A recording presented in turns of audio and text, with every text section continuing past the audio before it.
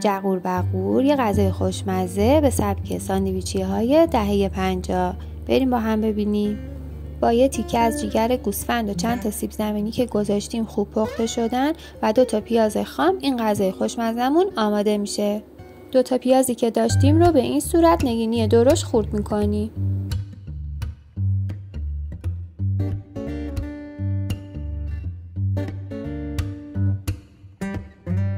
جیگر خام رو با یه مقدار آب و یه دونه پیاز گذاشتیم پخته شده. حالا به این صورت باید نگینی خوردش بکنیم.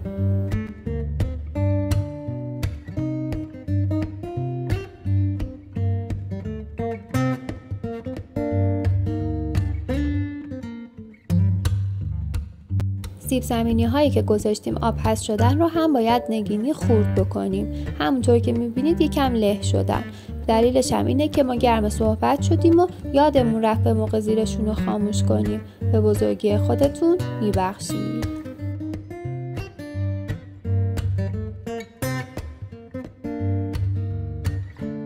توی قابلمه یه مقدار روغن میریزیم و پیازامون رو بهش اضافه میکنیم. یکم تفت میدیم. بعد از اینکه رنگش عوض شد بهش یه قاشق زردچوبه میزنیم تا خوش رنگ تر بشن. بعد از اینکه پیازامون خوب سرخ شدن نوبت اینه که جیگر رو اضافه بکنیم و یکم تفتش بدیم. به خاطر اینکه این جیگر پخته شده 2-3 دقیقه بعد میتونیم که سیب زمینی ها رو بهش اضافه بکنیم.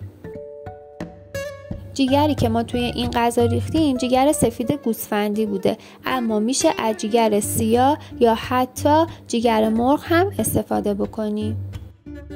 خب حالا سیب زمینی های پخته رو هم اضافه میکنیم.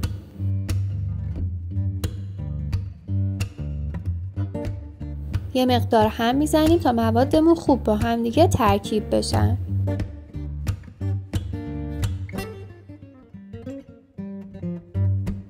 یه مقدار نمک هم بهش اضافه میکنیم تا یه ترکیب خوش‌طعم‌تری رو داشته باشیم.